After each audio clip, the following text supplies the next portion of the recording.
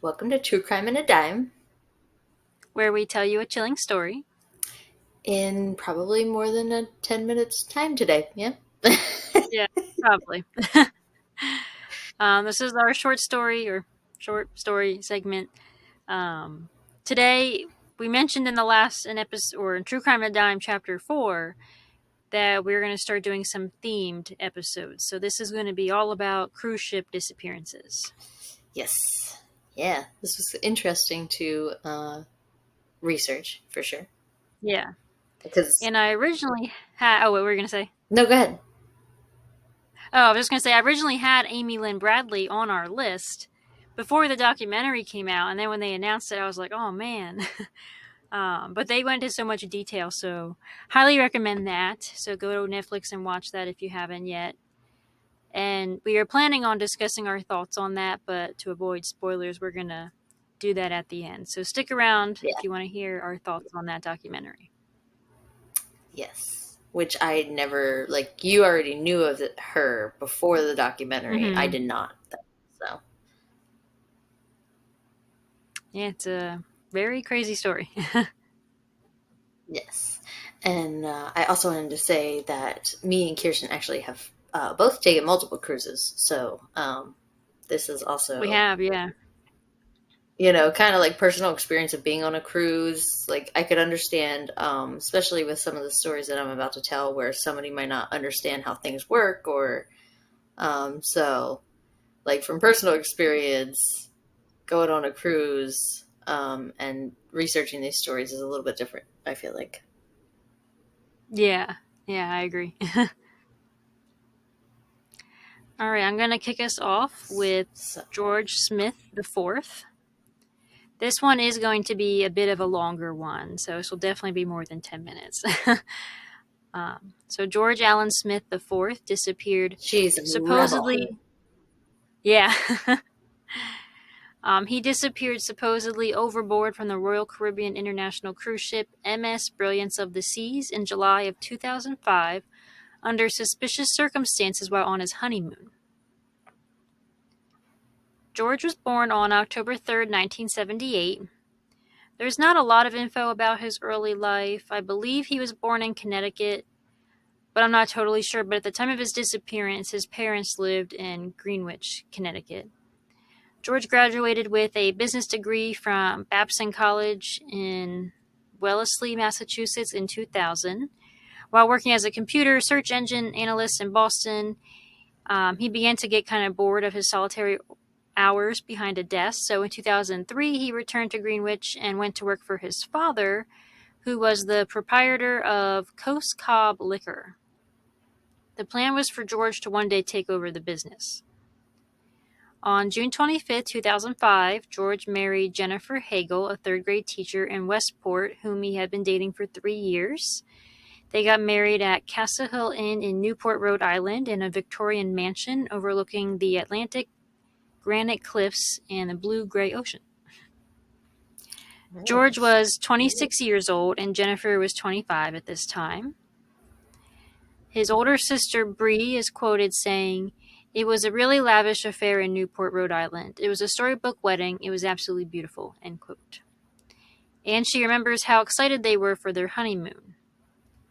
I couldn't find the exact day they left for their honeymoon, but I imagine it was probably the next day because they flew to Yeah. Barcelona, where they would set sail on Royal Caribbean's Brilliance of the Seas on June 29, 2005. And it was a honeymoon that George meticulously planned. So they cruised down the coast of Italy, anchoring in Livorno on July 1st. The Smiths caught a taxi into Florence with another family on the ship, the Askin family. They are from Laguna Hills, California, and their family consisted of a podiatrist who was the father, his wife, and their 3 grown children. The oldest child, Josh, who was 20 years old at the time, bought a bottle of absinthe, which is like a potent anise-flavored alcohol, which had been banned in the United States and much of Europe. And he preyed upon George's good, nice nature to smuggle it aboard ship for him. Mhm. Yeah. Yeah. in 2004, 2005 or 4. This is happening in 2005. 2005. Okay, because mine's 2004. Mhm. I thought to myself, wow, these are kind of like, I feel like gonna all probably be around the same time. Um, and also,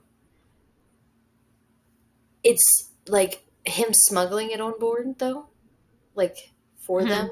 Mhm. Yeah. Do you? Mhm. I'm guessing the rules probably were different then. Yeah, so I read that most bans had been lifted by 2005, but cruise operators still forbid passengers to bring alcohol on board their ships. Oh, okay. Because yeah, I mean, I've brought alcohol back from other countries. Right. You know. Yeah, so I guess at this time, at least with absinthe, you couldn't bring that on board. Yeah, I mean, I guess. Yeah. Okay, I get it. I get it. George tucked the absinthe in his waistband and walked up the gangway back onto the ship. The ship rounded out Italy's boot, because you know the country looks like a boot, and headed out into the Aegean Sea, making their way to the Greek island of Mykonos. Is that how you say that? Mykonos? I think so. I, I'm the worst person to ask. I know. We were supposed to go there on a cruise, but dang, COVID ruined it. It literally, like, I was just thinking that as you were talking about where it was going. I was like, "Ugh, we Mm-hmm. were supposed to do I that." know. Sounds a lot like the cruise we were supposed to do. I know, Sad bastard. face. George and Jennifer spent what was described as a happy day together on July 4th exploring the island of Mykonos, if I'm saying that right. George's family said Greece was one of his favorite places. Then they returned to the ship to prepare for the evening. They stayed in stateroom 9062. Jennifer put on her makeup while George went out onto the balcony to smoke a cigar, and then they went to Chop's Grill for a romantic dinner, and then to the Casino Royale around midnight. They are both captured on CCTV in the casino, and this becomes the last known image of George from that night. Apparently, the couple were overheard at some point, saying they had a lot of wedding cash or possibly casino winnings locked in their room.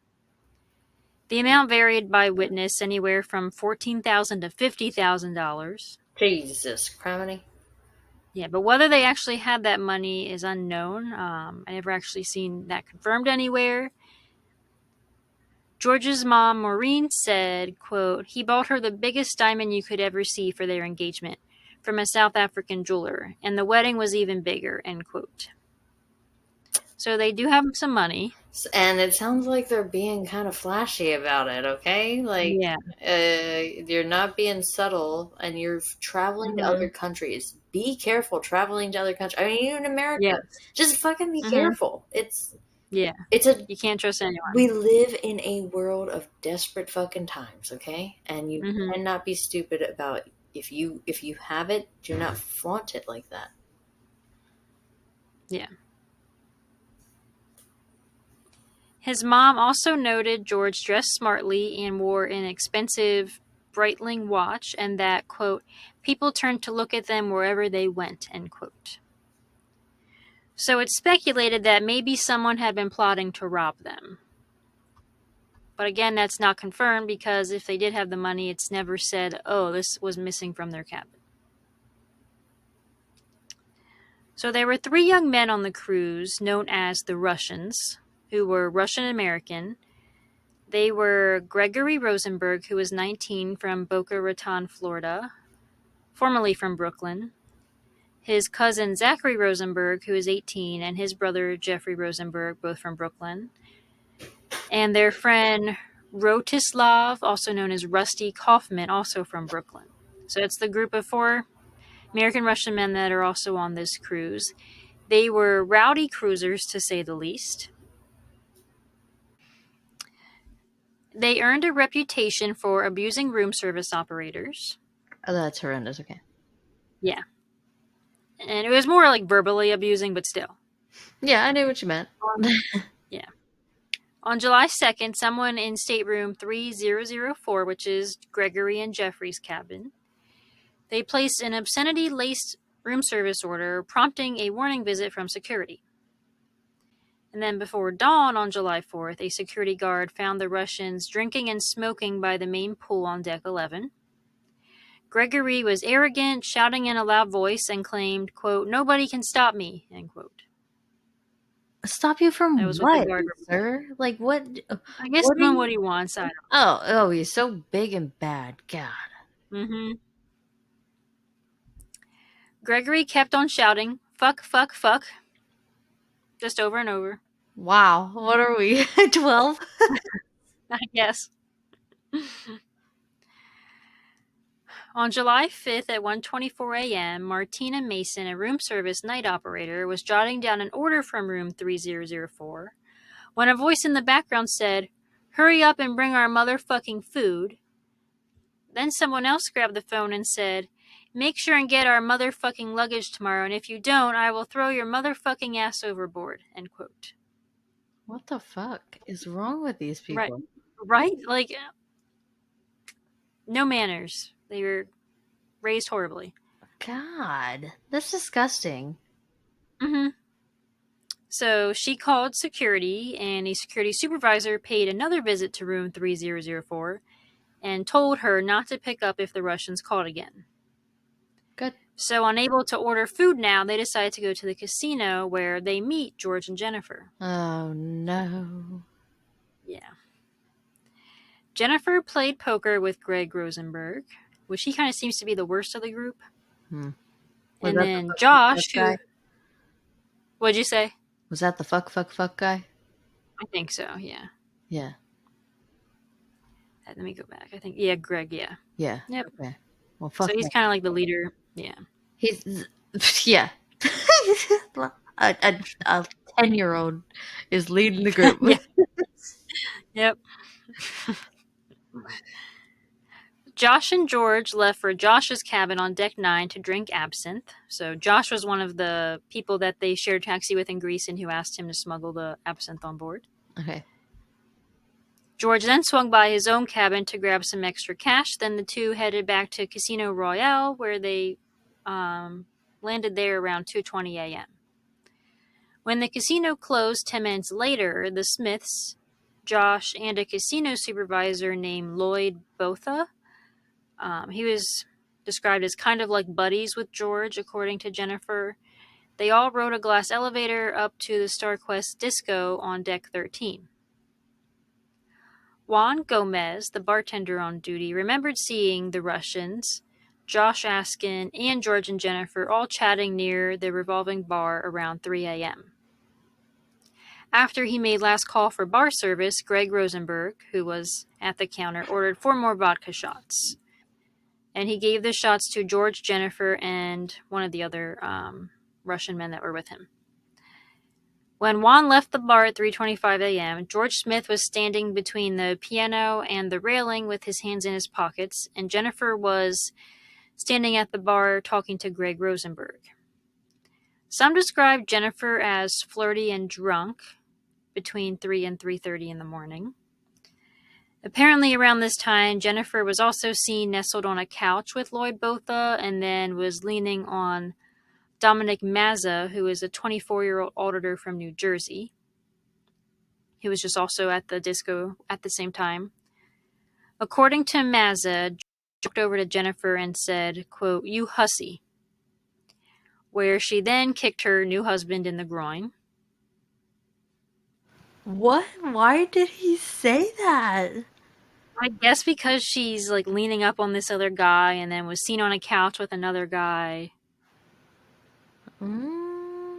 Well, I mean, it's never a reason for like name calling, and especially like out loud in front of other people. Like, I don't know. Yeah.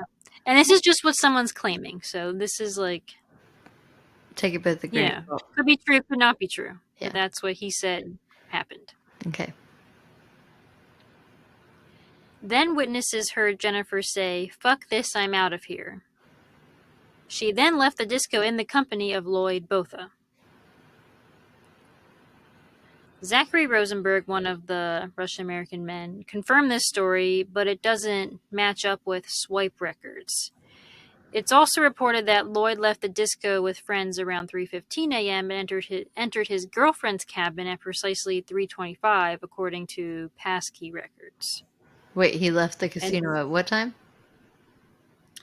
so some people were saying he left with friends around 3:15 a.m. Okay. But it sounds like he would have been, if he left with Jennifer, it would have been after 3:30. Okay. And there's a swipe record of him going into his girlfriend's cabin at 3:25. 3:25. Okay. Yeah. And then secondly, other witnesses saw Jennifer leave the disco unaccompanied around 3:30 a.m. And she was stumbling on her way out and hit her head against a wall. Hmm. Troy Gonzalez, a cleaning man, noticed this and helped her to the elevator, where he got her safely down to deck 9. But Jennifer was more like drunk and disoriented than he realized, and when she got off the elevator, she turned right instead of left toward her cabin, came to a dead end at the ship's bow, and then slumped to the floor unconscious. Oh, wow. Okay. So yeah, she was very drunk, Intoxicated. Yeah. blackout drunk. Yeah. Yeah. George stayed behind at the disco a few minutes longer, and by 3:45 a.m., he was apparently so drunk on vodka and absinthe that Askin and the Russians had to assist him back to his room 9062. Hmm. Askin used the bathroom in the cabin, which is Josh, while the other guys took George's shoes off and put him to bed. After this, we don't really know what happened to George. Jennifer was brought back to the room by security at 4:40 in the morning after being found slumped in the hallway. No one else was in the room, and they noticed the balcony curtain was closed and motionless, suggesting that the sliding glass door behind the curtains were closed as well, because if it was open, the breeze from the ocean would be Yeah. blowing the curtain. Yeah. So that means if George had gone out on the balcony by himself, how would he have also closed the curtain behind him? Yeah.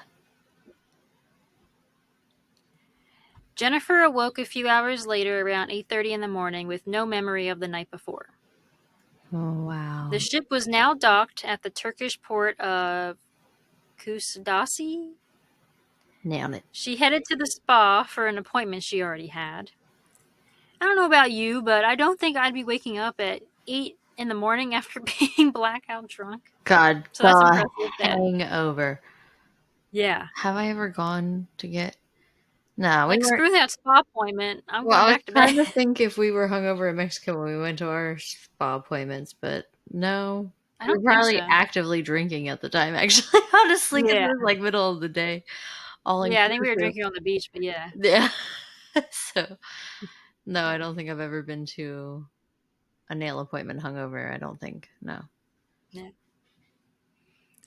Also around this time, Emily Rausch, a 16-year-old from Chicago, was out taking pictures with her new digital camera when she noticed a red smear resembling blood on the metal lifeboat canopy just below her.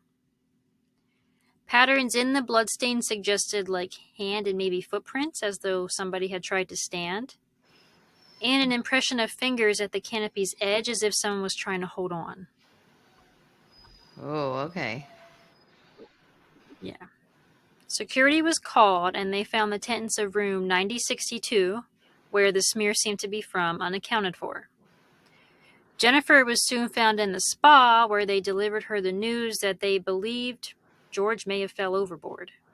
Oh my God. Yeah. Turkish police boarded the ship just after noon on July 5th. They took blood samples off the lifeboat canopy and searched stateroom 9062 for clues. On George and Jennifer's bed sheets, they discovered 2 small blood stains, but they were really small, only 2 centimeters long. Police began interviewing passengers. Clete Hyman, a deputy police chief from Redlands, California, was staying with his wife in stateroom 9064, so they were next door to the Smiths. He reported, quote, "Just after 0400 hours in the morning of July 5th, I was awakened by a loud yelling in 9062. The yelling sounded like persons cheering someone on doing shooters. I removed my earplugs and could again hear the subjects yelling in unison. At this point, I called the guest relations desk and reported the disturbance. I also banged on the wall. During the next several minutes, there was talking in the room, but I could not distinguish the voices. It was quieter in the room for approximately 5 minutes, and then there was loud arguing on the balcony between several male subjects. I could not tell what was being said, as it sounded like Spanish. After about 2 minutes, I could hear someone speaking in English saying "good night" several times. It sounded as if someone was trying to usher people from the balcony through the room. I heard the door open and male voices outside my door. About 5 to 10 seconds later, I opened my door and looked out. I observed 3 white or Latin men walking toward the elevators. For the next 5 to 8 minutes, there was no movement or talking in room 9062. I heard cabinet doors close and the flushing of the toilet. I could hear one male voice in the room. I then heard what sounded like balcony furniture on the balcony of room 9062 being dragged about and picked up and dropped. End quote. So the Latin males and language he was hearing was probably likely the Russians and Russians. not Yeah. Spanish. Yeah. 2 cabins down from the Smiths, Carlos Menchaca in room 9066 was startled awake by the sound of a group of people. And on the other side of the Smith cabin, Pat and Greg Lawyer in 9060 heard voices and furniture moving, but described it as, quote, "What sounded like to me is somebody was throwing things against the wall, throwing furniture in the room against the wall or against the floor," end quote. It was so loud they assumed someone was trashing the cabin. Hmm. At 4:25 a.m., several passengers, including Hyman and the lawyer's family, heard what Hyman described as a horrific thud, which was likely the sound of George hitting the lifeboat canopy. Oh. So with all of these witness accounts, hearing a loud commotion, it's like, what happened? Like, what were they doing in there? Yeah. Because he was clearly bleeding. That's what I'm saying. Why is there blood? Right. So I don't know. I don't know if maybe they were trying to rob him and beat him up. I don't know. Because he wasn't telling him where stuff was. I'm wondering also, I don't know, if he was like moving furniture out, maybe one of them dropped a glass and he was like ushering them out and he was trying to clean up a broken glass. Is there any evidence of that? Anything broken? No. Mm, I did find some pictures of what the room looked like when they went and searched, and it was messy but not trashed. okay. Hmm. So it's like, with all Bleeding. those sounds they're hearing, like, what was going on in there? Yeah. Security officers responded to the noise complaint at about 4:30 in the morning, but nobody answered the door to George and Jennifer's room. And shortly after that is when Jennifer is found in the hallway and brought back to the empty room. At a Kusadasi police station that day, police questioned Jennifer, Josh, and the Russians. The Russians claim they went back to their room and ordered room service after leaving George, but there are no records to confirm this, and if you remember from earlier, they weren't allowed to order any more room service. Yeah. Like, the lady was instructed not to take in any orders from them. Yep. So that makes them look a little suspicious. So George's family is eventually notified of what happened and being missing, and they reported that Royal Caribbean didn't lock down the ship while in the Turkish port, so evidence may have been lost and the scene could have been contaminated.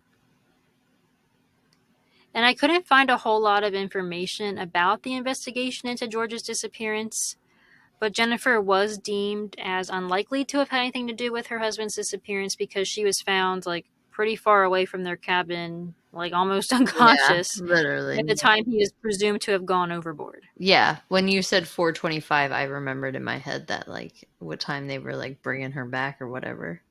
Mm-hmm. George's family were adamant from the start that the disappearance was not an accident.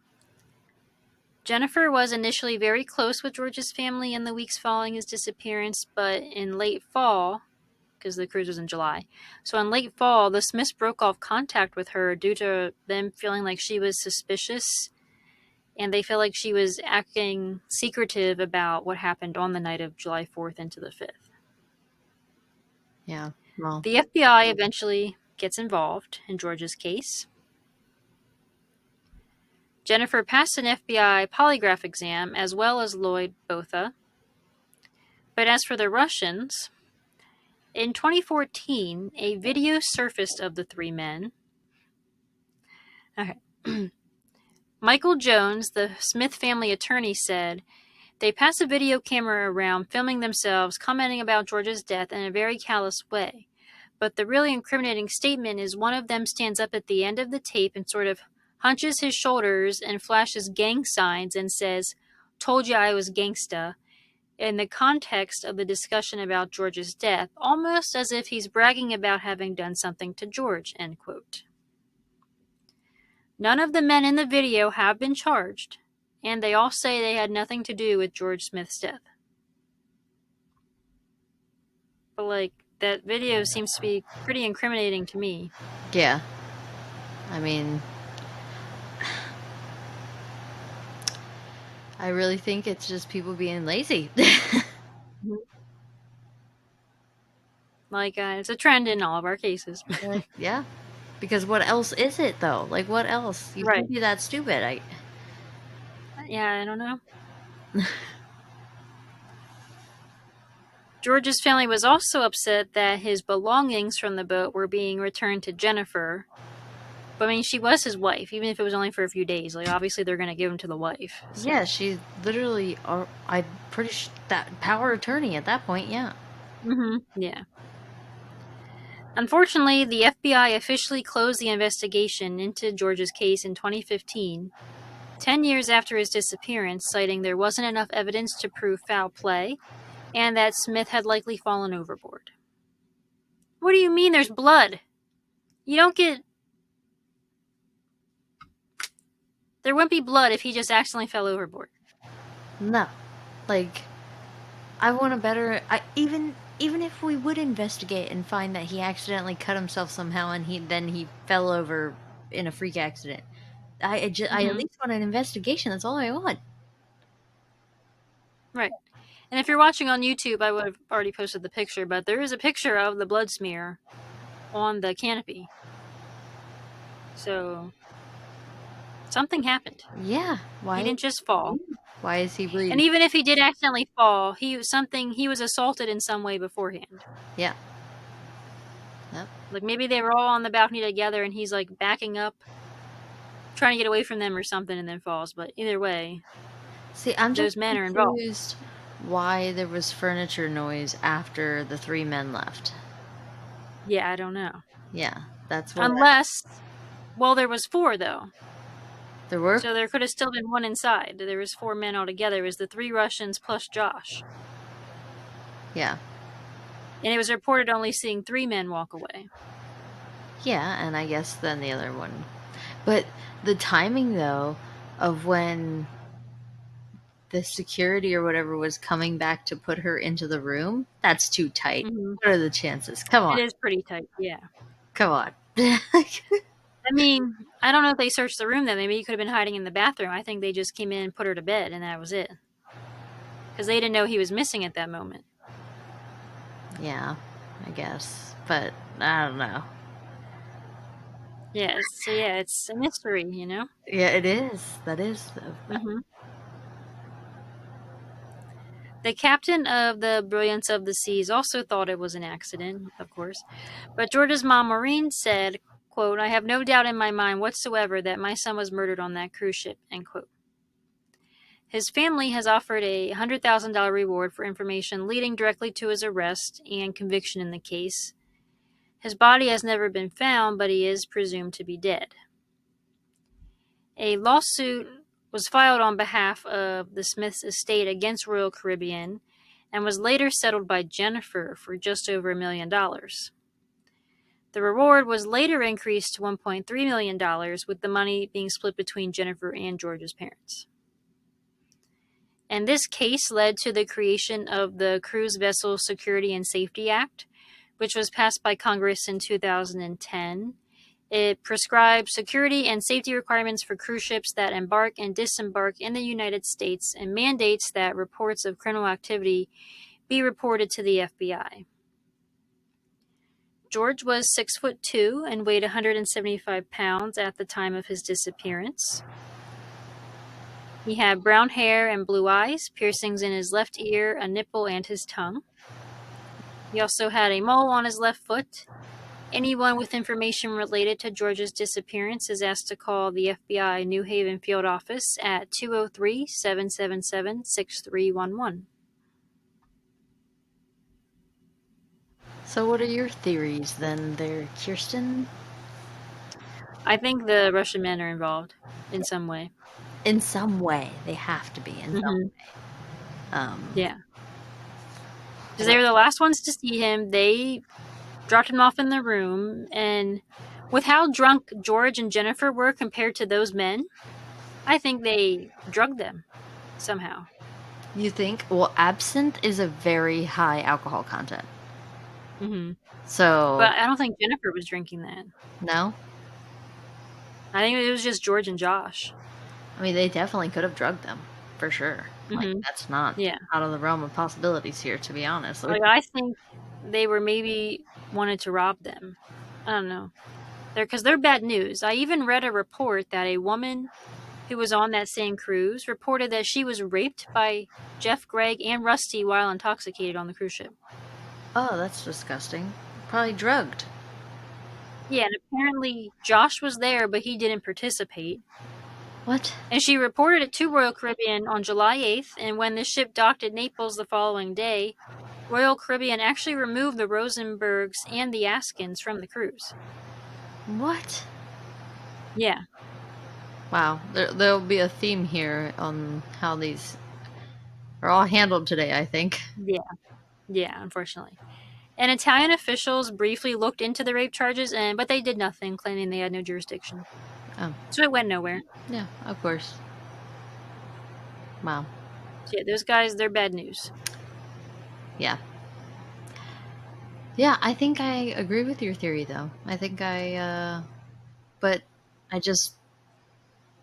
So, was there a list of belongings found in the room?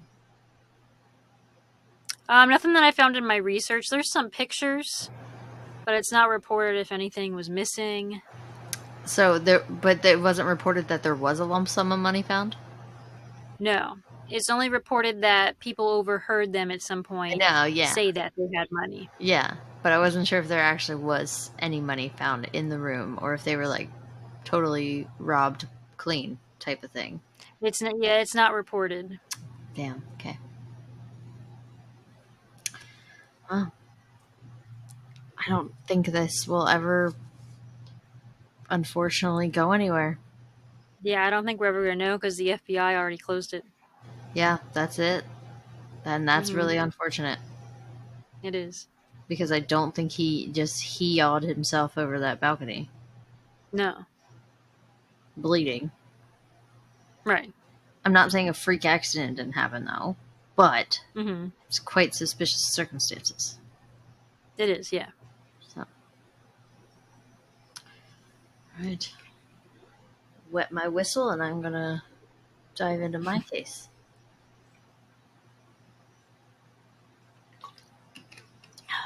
Trying to stay hydrated. We had Oh, a yeah. heat wave this weekend. I got water today.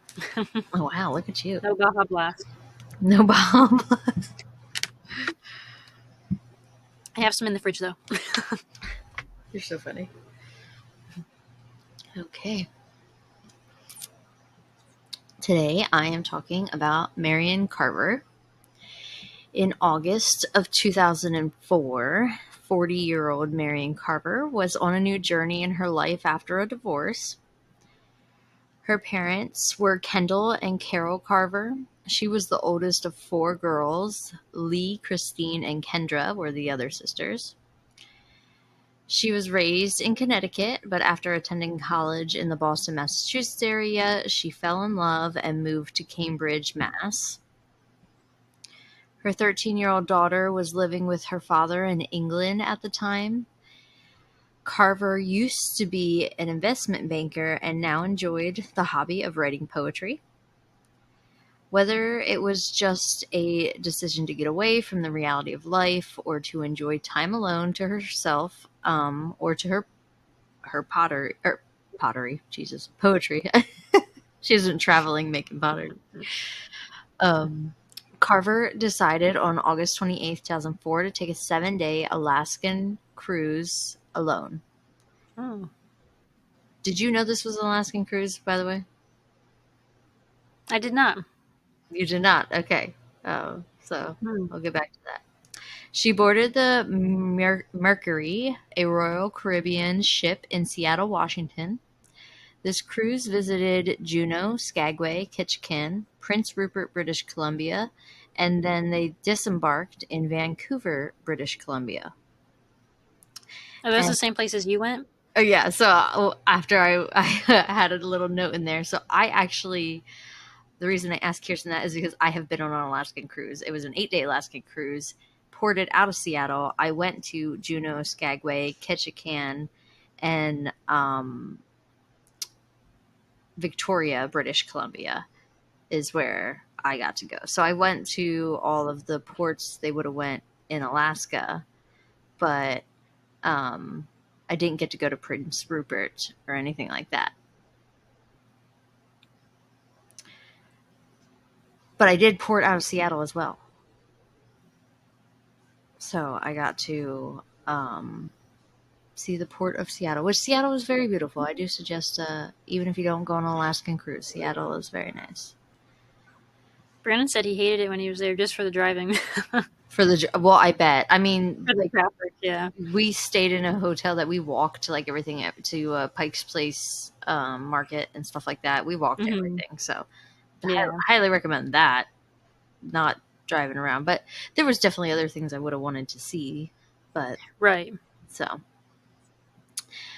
um where was I? With limited luggage and a free spirit, Carver settled into her room 8137, which was an ocean view room. She told no one she was taking this trip.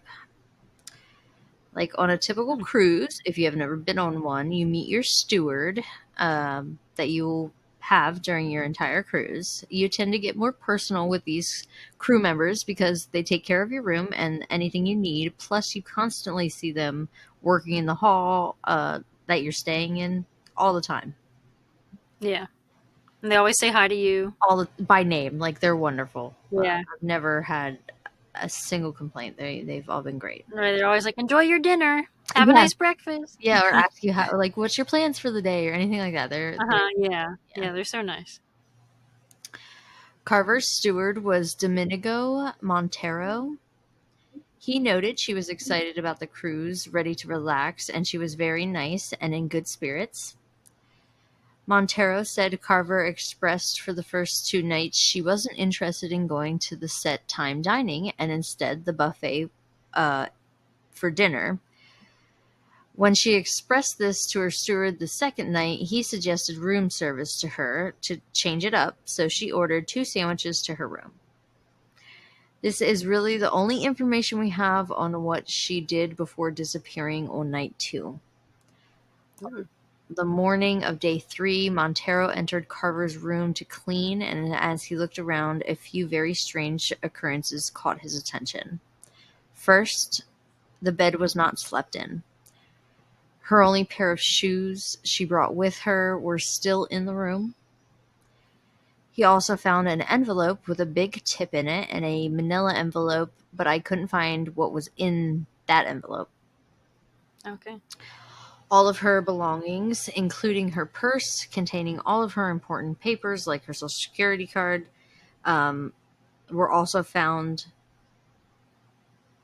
And then there was a compact disc of all of her poems from her poetry that she enjoyed writing. So, all her personal things.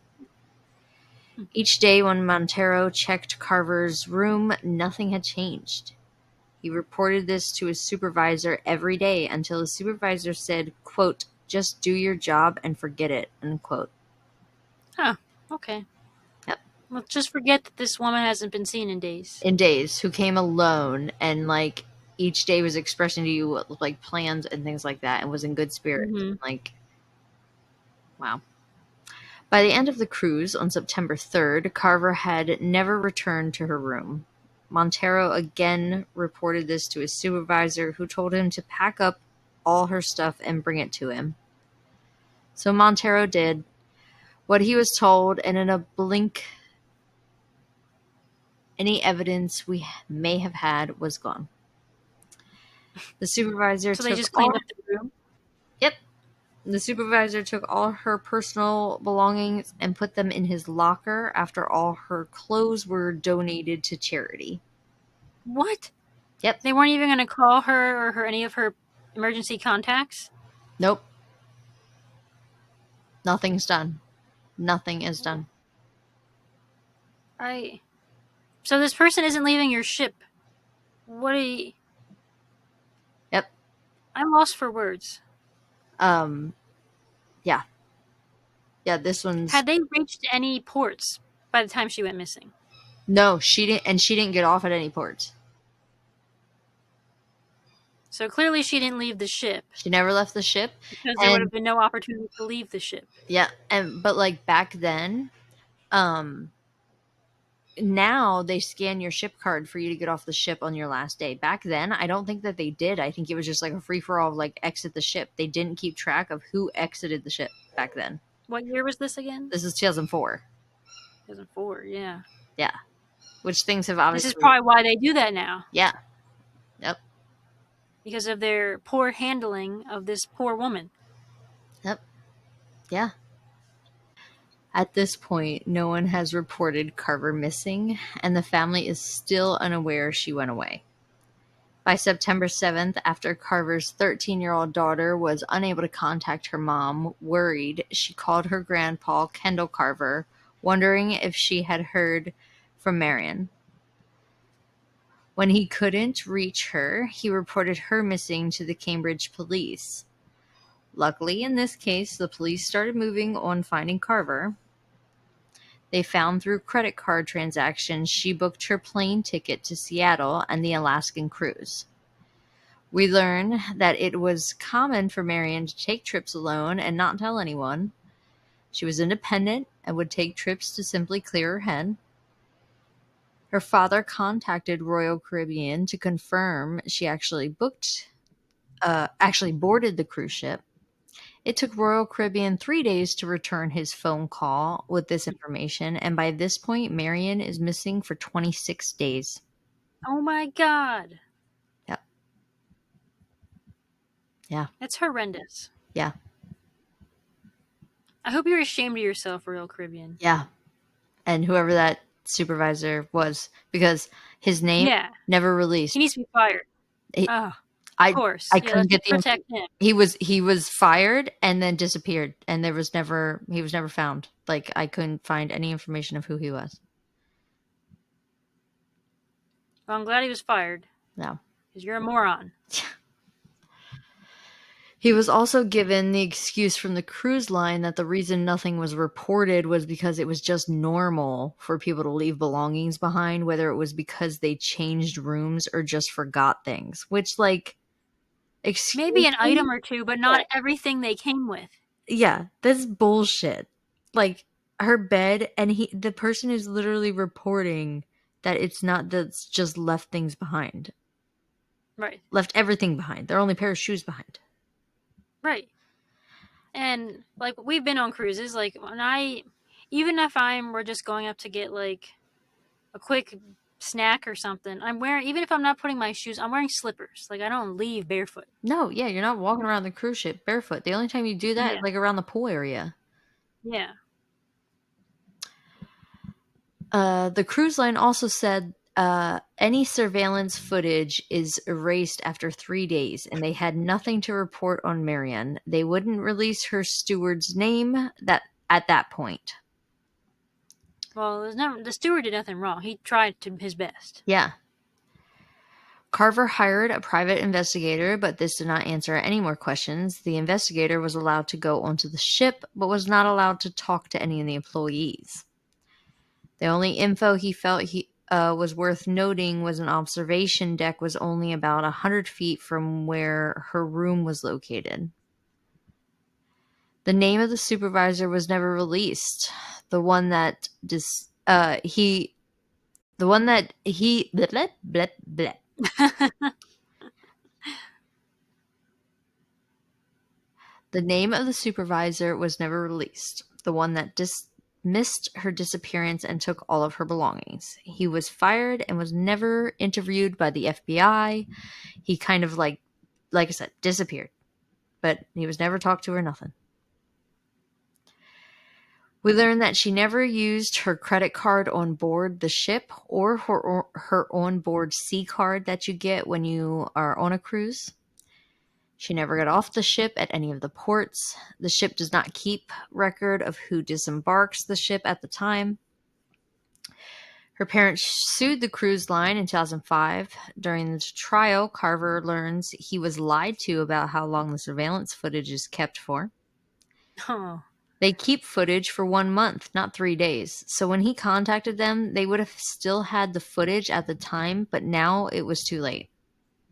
Well, yeah, because they started investigating at 26 days, Yeah, right? so they would have still like he called at the point that he called and confirmed with Royal Caribbean that his daughter boarded that ship and like he hasn't seen her was 26 days. Mm-hmm.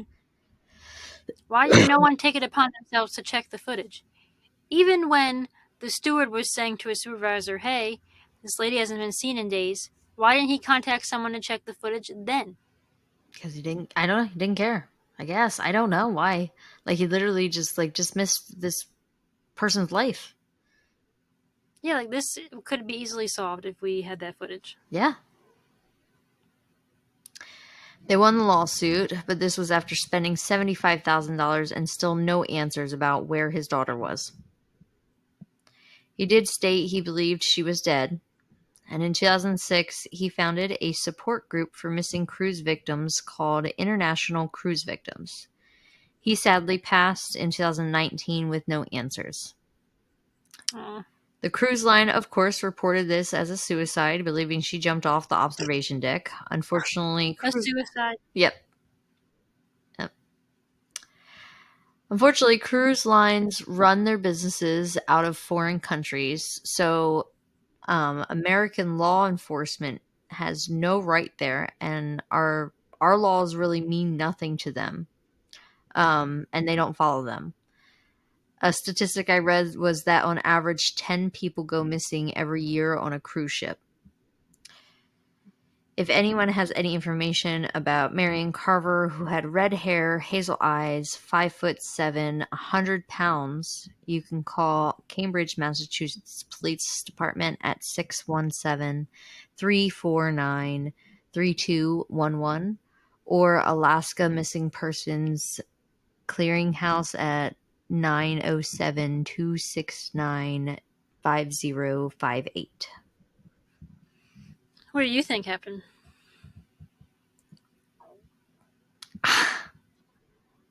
Man,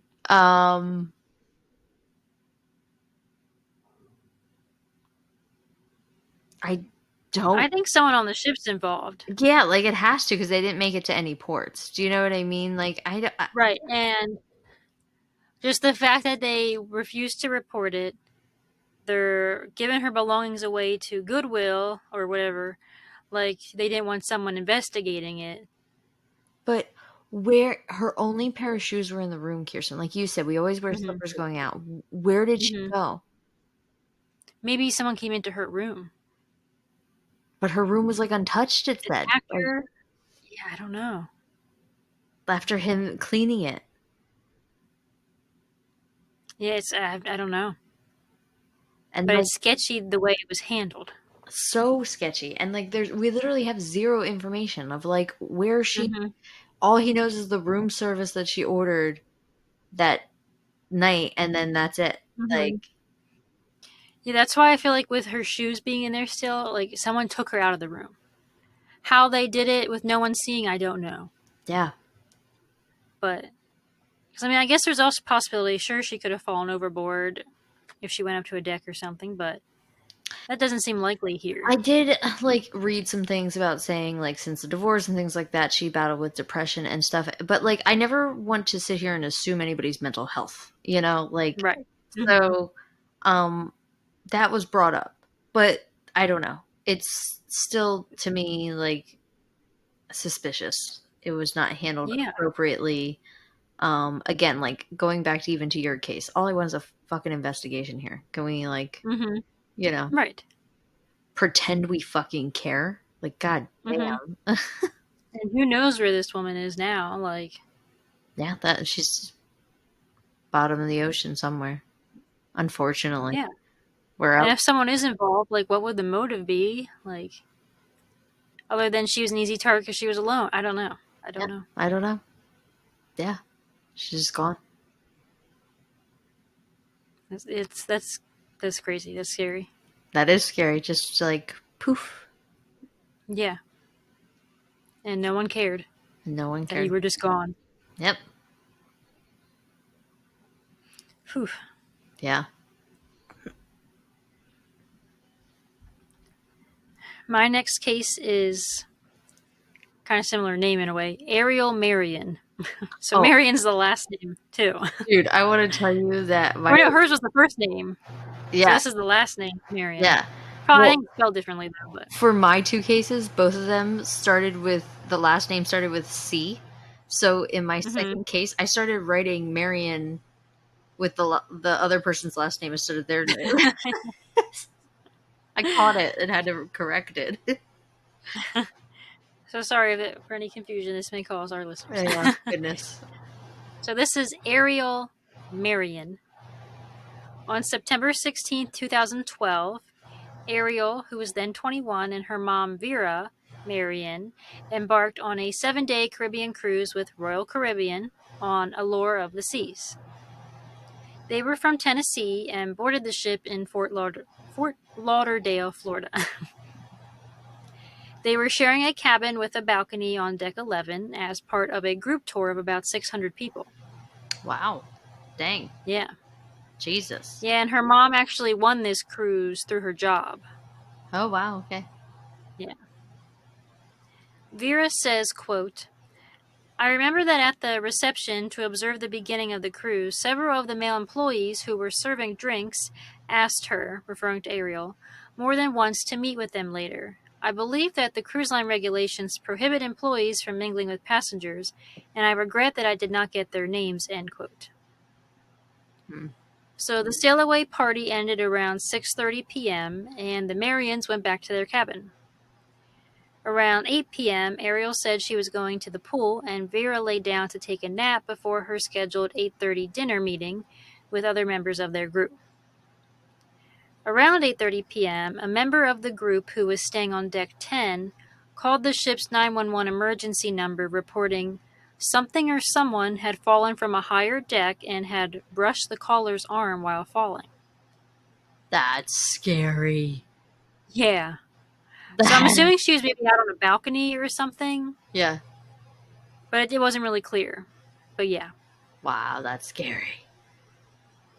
Vera was heading to dinner at about this same time, and while she was eating, 3 security guards asked to speak with her. They asked her to account for her whereabouts since boarding the ship and asked if her daughter was able to swim. That's when she knew something was very wrong, although no formal announcement had been made yet. Vera said she became hysterical during their continued questioning and was put in a wheelchair and kept in a secluded room. What the heck? Yeah. Vera said she didn't hear the ship put out an announcement via the PA system until about 11:30 p.m., and a search did not begin for her daughter until 1 a.m., What the fuck? which is when the Coast Guard later reported being contacted. So the 911 call to the ship or whatever is going in at 8:30. They Wow. don't make an announcement until 11:30, and a search doesn't start until after 1 a.m. Wow. So even if somebody would survive falling from a ship, you're probably not going to survive that long treading water. So Right. Had they turned around immediately, yeah, maybe something could have been done. possibly yeah. I mean, I don't know how long it takes a ship to turn around. I'm sure it's several minutes, but Still, they would have hopefully been able to survive, you know. Yeah. Hmm. Vera was then forced to move to another cabin without a balcony and reports she was not offered a refund for this forced change. Oh, yeah, I'd be pissed about that too. She reports the cruise line told her it was too risky for her to be in a cabin with a balcony, and she had to remain in that new cabin for the remainder of the 6 days of the trip. Why am I being punished? I don't know. Do they think she's going to throw herself overboard? I don't know. Goodness gracious. Vera said when she demanded to speak to the captain, she was given only his personal assistant. And because her original cabin was secured for, I guess, investigation, she was not allowed access to any of her luggage and had to buy clothing from the onboard stores, but reports the ship kept their receipts. What? What? Yeah. No, you can keep a copy, bitch, and pay me back because you have all my shit. Right. On the last day of the cruise, Vera was escorted off the ship, apart from the rest of the group she was cruising with, was assigned a different flight home, and was accompanied by a cruise team care member. What is happening? I don't know. they're putting. They're more worried. They're like, well, we About this woman who is a victim. yeah, like we missed the one that jumped off. We just don't want another one. Right. Yeah, I don't know. It's very bizarre the way this was handled. Yeah. Vera identified the cruise members who were asking her daughter to meet up later on, but claims neither the FBI nor anyone from the cruise line seemed interested in talking with them. Vera learned from other passengers in her group that when they made a stop in the Virgin Islands on September 18th and asked about her whereabouts, they were told Vera left the ship and went home. What? So she was basically kept in solitary confinement for the remainder of the trip. Like, they didn't even want other Wow. passengers to know she was still on board. Like, couldn't get Wow. off at the ports. Yeah. And she wasn't refunded anything. Oh yeah, I'd be absolutely pissed. Mm-hmm. Yeah, they'd be hearing some words. Yeah. I mean, I don't know how much I'd want to be getting off the ports, I guess, after this thing happening, but like, like help, you're Right. not helping me, you know, like you're not helping. Right. Yeah, it's like they didn't let her leave the room. Yeah. It is assumed Ariel fell overboard about 47 miles east of Fort Lauderdale not long after the ship left port, but her body has never been found, and no witnesses have ever come forward reporting seeing her fall. So it seems kind of strange to me that if she actually went to the pool, like she said, that nobody would be around to see her fall. It was embarkation day. Everyone is out having a good time the first night. Yeah. Like, they're not going to find somewhere alone. No. Your room, but Yeah, your room, that's it. yeah. So how did no one see her fall? Like, it's weird. It is weird. Vera said they immediately cleared off that side of the ship once it was reported that someone had fallen over, but they never started the search when the incident was reported. Vera is obviously still very upset about how her daughter's case was handled. She reports that once she got back home, she was so upset that she had to be admitted to a hospital in Tennessee. She believes Royal Caribbean could have saved her daughter had they begun the search immediately. Yeah. According to NBC Miami, Royal Caribbean International reported that the passenger who first called the crew at about 9:25 p.m., which is reported she called at 8:30, didn't know exactly what went overboard when she called. Yeah. At 10:27 p.m., a security officer reviewing surveillance video saw the woman going overboard on the footage. Oh, okay. Royal Caribbean made a statement saying, quote, "Once it was confirmed that a guest had gone overboard, the ship's captain stopped the ship, turned around, and alerted the U.S. and Bahamian Coast Guard, and 3 ships nearby helped the allure of the seas with the search," end quote. Royal Caribbean did not answer any direct questions about what happened between 10:30 and 11:30 p.m., which is when the U.S. Coast Guard said it was called in its report. A company spokeswoman said in an email that Royal Caribbean notified the Coast Guard at 10:53 p.m., and the U.S. Coast Guard effort to find her was discontinued on September 18th of 2012. The FBI investigated and ruled the case an accident. Royal Caribbean told the Sun-Sentinel that it was obligated to be very sure that a passenger was not still on board before it asked the Coast Guard to dedicate assets to a search operation. But Coast Guard regulations and International Maritime Organization guidelines require immediate action in the event of a report of an overboard passenger, such as promptly reducing travel speed, directing the ship back to the reported location of the overboard fall, and making preparations to dispatch life craft. And it did not do that. It kept moving. Yeah. So it seems like they could have called for help right away and just called this Coast Guard even without confirming she went overboard, but they didn't.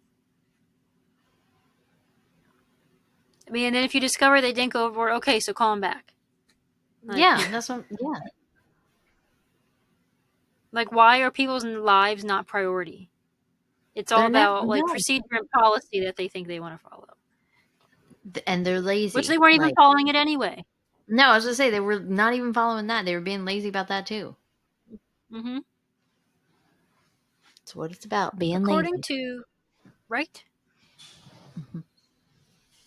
According to Courthouse News, in 2013, Vera sued Royal Caribbean Cruise Lines in federal court on her own behalf and for Ariel.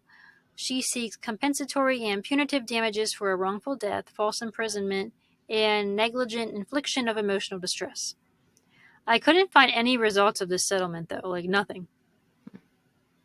So I assume it would have happened by now because it's 2025 and that was 2013 when that went through, but I couldn't find any results of if she won or what happened.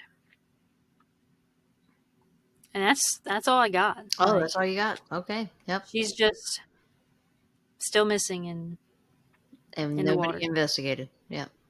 Yeah. But we know.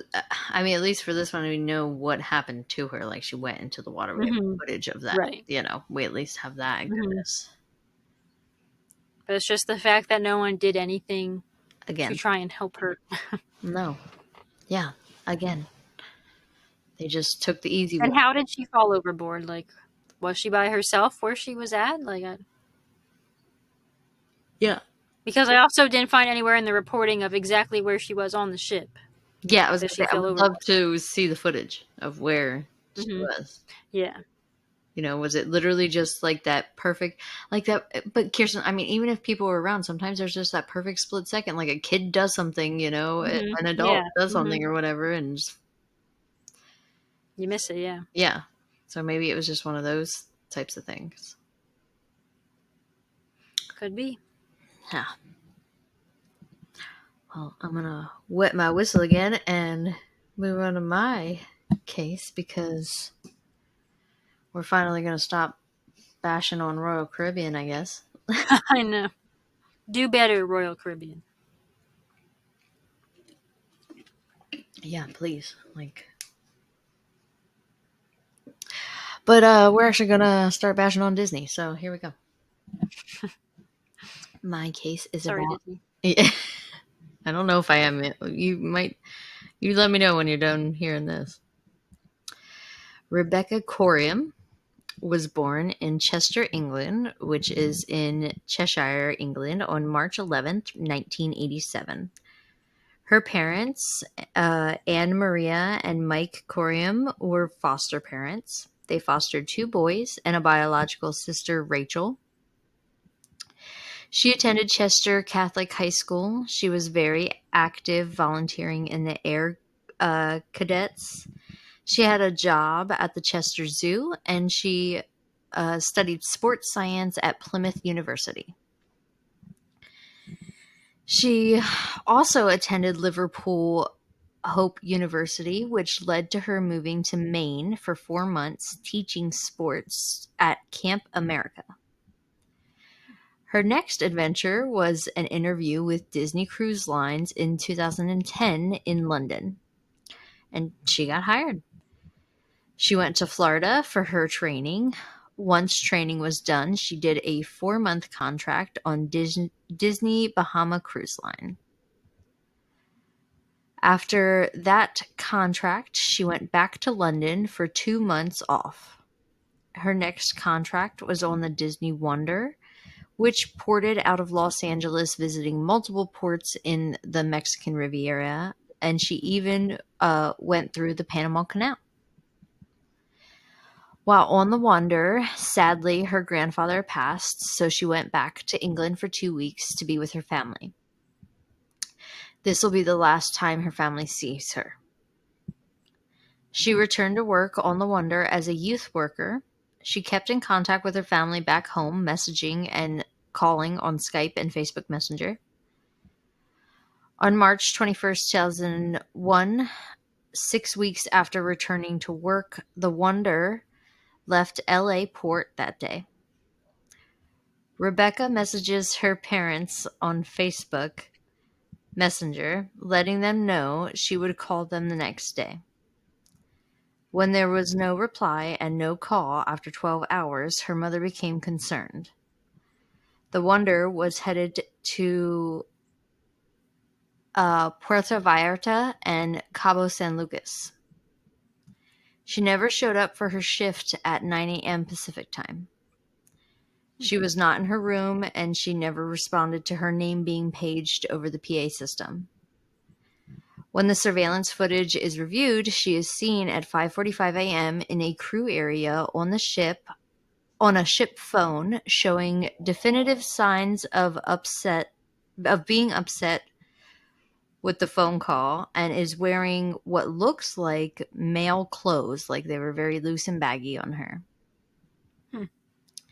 Another male crew member comes in and asks if everything is okay. You can see her lips say, "Yeah, fine," in response. Since she then hangs up the phone and is seen leaving with her hands in her back pockets, which her parents say that was like a common little trait of hers that she had. This is the last time 24-year-old Rebecca is seen. The Mexican Navy and the U.S. Coast Guard were contacted and searched for Coriam in the surrounding area, but found nothing. Rebecca's father believes the Coast Guard and Navy did not search the right area for his daughter, and the ship did not follow procedure and turn around and look for her when she was found to be missing. I was just going to ask, so they weren't in a port when she disappeared? No, yeah. Okay. So cruise ships have to follow the laws of the country they run their business out of, which is the Bahamas, as Disney reported the incident 3 days after she went missing. That police force assigned one detective, Paul Roll, I think that's how you say it, to investigate Rebecca's disappearance. Disney flew him out in a private jet to LA.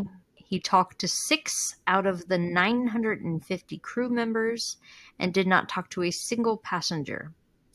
So maximum effort here. What was it about these 6? I What don't know. made them stand out from the rest of the 900? I honestly think that it was just like whoever he ran into. I don't think there was any method to his madness here. I don't think he And you cared. said that was the FBI or just an investigator? No, that is the Bahamas. Because they have to go through their country that they're registered. Okay. So it's the Bahamas. So it's they assigned a detective, the police force. It's just a detective with the police. All right. So the Bahamas, you suck too. Yep. Your police also sucks. Yep. He did not talk to a single passenger. Maximum effort here. The parents were getting no answers, and I'm sure they were very frustrated. So Disney flew them out to LA. They met with the detective and the captain. They were, of course, taken in a back entrance, and taken in a car, in a private car with the tinted windows. They don't want any of the publicity. Mm-hmm. They were taken to a room on board to view the CCTV footage of their daughter, which did not show much. The captain shared his theory with her parents that a rogue wave swept their daughter away on deck 5. They found a sandal on deck 5 and claimed it was Rebecca's and gave it to the family. The Bahama police have this as an open investigation. However, Disney stands behind the rogue wave theory, going as far as putting flowers and having a ceremony on deck 5 for Rebecca. So this rogue wave, was there rough waves that night And that they just were like, oh? I did read two different people who said it was a little rough that night. Mm-hmm.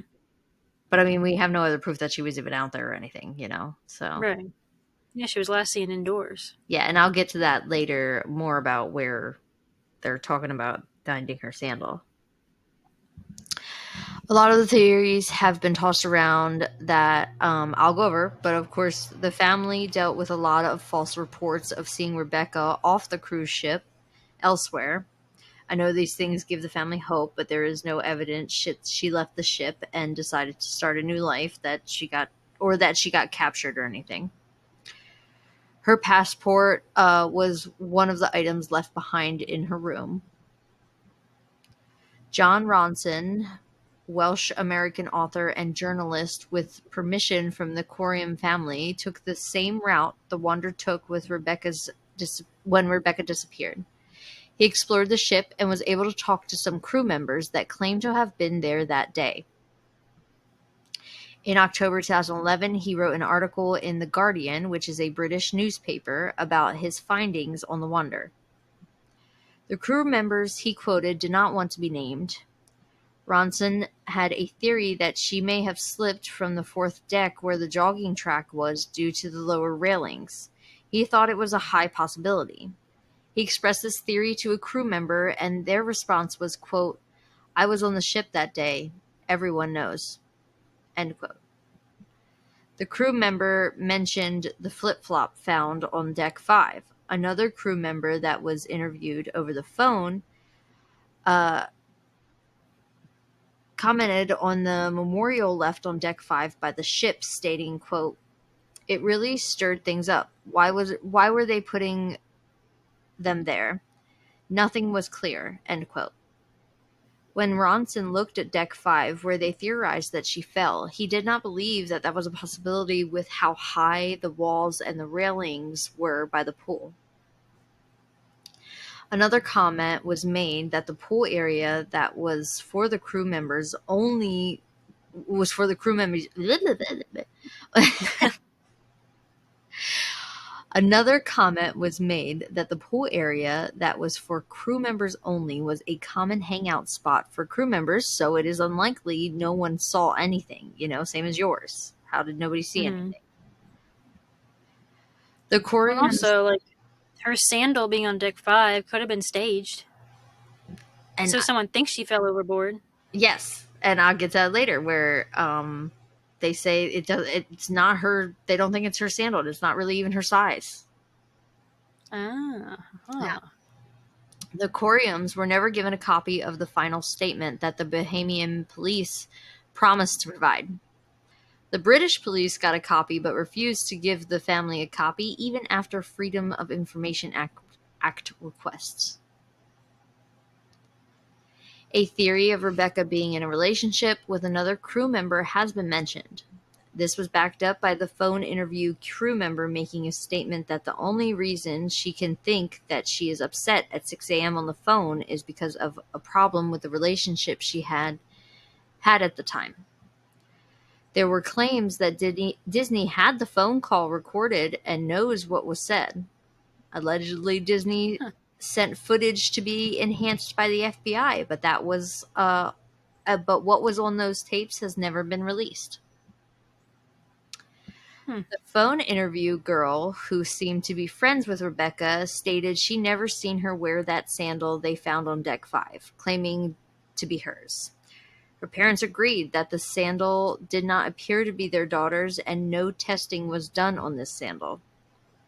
Yeah, so what made them even think it was hers to begin with? I, Just to create a story? yes, I believe so. Yes, it was like if a I don't know a 16-year Oh, old. here's a shoe. It must be belong to the missing person. Yeah, like It can't belong to anyone else on this ship. yeah, it's like a teenager making up their story to solve this case, like a Yeah. Nancy Drew case here. In Rebecca's room on the ship, when it was cleaned out, they found tickets to Disneyland Paris as a gift to her parents and sister for them to go. This would lead us Oh. to believe suicide was not something she was thinking about. Mm-hmm. In 2016, a private investigator looked closer into Rebecca's case and decided that the sandal was not hers. This has led the Coriam family to doubt the official claims by Disney that this was simply an accident. Yeah. There has been no further information that has been released by Disney. When the Curiams call for an update, they are told that the investigation is ongoing, but nothing has come out. The Coriams I don't are know. It was in not that phone call. right, right, Release it, Disney. Release it. right. The people have a right to know. Exactly. I told you you'd change your tune. The Coriams are not the only ones who believe Disney's mishandled this investigation and continue to not provide answers to the family. People are specifically asking for the footage of the pool area and the release of the phone call that night. The Bahamian police have again not provided any information with what little time they even spent on the ship with their one detective. Yeah, that was worthless. And unfortunately, this is all the details that I have about Rebecca's disappearance. Yeah, it's weird. In her case, I don't know, because it's like if someone did make her disappear, like what was the motive? Like, what was she talking about on the phone? That would Yeah, help a lot of solving this. I mean, I guess if the FBI knows what was said, um, yeah. if something was going to come from it, it would have. But Money talks, baby. mm-hmm. I think in this case, it You is think Disney paid the simply FBI to shut Disney has up? too much money, man. They got too much to lose with too much publicity. Yeah, hush hush, my guy, or whatever. Like um, and yeah, whatever they did find, even if it's good, bad, or ugly, they're not going to release it. They don't want that publicity, and they're not going Mm-hmm. to do anything that could, in any way, shape, or form, affect them in a negative way. Like they just can't risk it. But, uh, but I highly doubt the phone call was about Disney. So they shouldn't be that butthurt over whatever was said and about losing business over publicity Yeah, if they're going to look better if they give information to solve this disappearance. They're not going to look worse, they're going to look yeah, better by cooperating.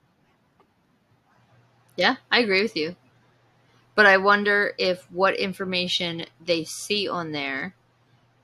Uh, I. But what I think is going to happen is because they're just writing this off right now as an accident. If they release that phone Mm-hmm. call and Do you have a theory on what you think happened? um well, with the limited evidence that we do have, the only theory I can sit here and go off of is that there was some kind of argument with somebody on that phone and they did something to her. Mm-hmm. And I think like Yeah. somebody crew member wise was involved, I think. Mm-hmm. So, Yeah, because it's definitely, this sounds morbid, but would take work or like a team to secretly remove someone off of a ship. I feel like that's not a one person job. yeah.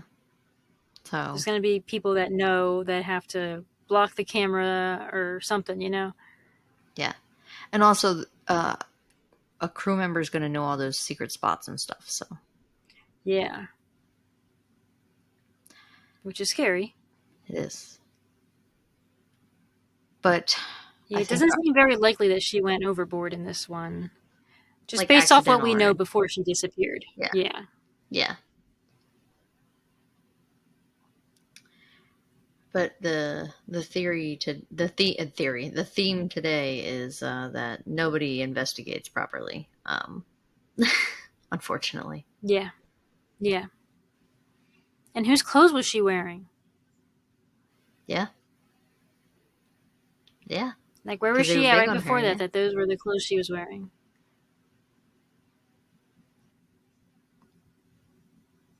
Yeah, it's weird. yeah. Anyway, yeah.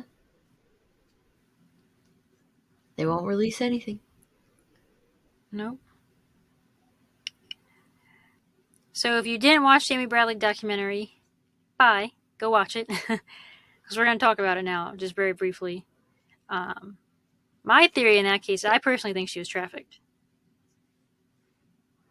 And I agree with Kirsten after my little bit of talking with other people and stuff too. And I've heard a lot of different theories. But yeah, I do believe she was Mm-hmm. trafficked. It's just that photo that gets me. It is the same facial structure. Yes, it is. And I can't help but always have a little bit of that faith in science of like that your ears don't change and things like that. Yeah. And she just has those very rounded cheeks. Like her cheeks are like very specific. And the woman in that photo has her exact same cheeks. Yeah. So let us know in the comments of what your theory is for Amy Bradley.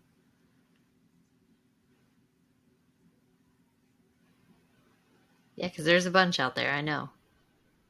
Yeah. There's a lot, yeah. Because didn't you say someone also was like mentioning weird things about the brother? Was that you who told me that? What? Like there was something like off about the brother? Yes, yeah. Yeah. Yeah. Yeah, it was me. My hairdresser. It was a conversation with her. Okay. Yeah. That's right, yeah. And then this is our last regular episode before we head into our spooky season series. Yay. For the month of October, if you missed it, we're going to be releasing for the whole month something spooky or Halloween related. We will have true crime cases, two, like just true crime cases, and then the other 3 episodes, because there's 5 Thursdays in October, will be spooky but true crime webbed in. Yes. Don't want to make you feel like you just came for a haunted story. Right, yeah. So. Yeah, there'll be some gore and lore within. Ooh, I like it. And also let us know how what you guys think of the themed true crime and dimes.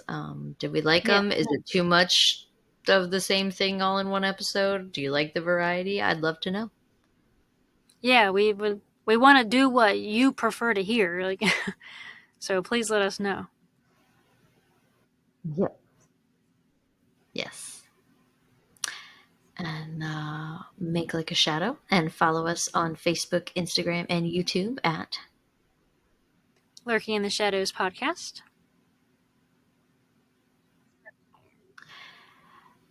check us out on TikTok at Lurking in the Shadows pod.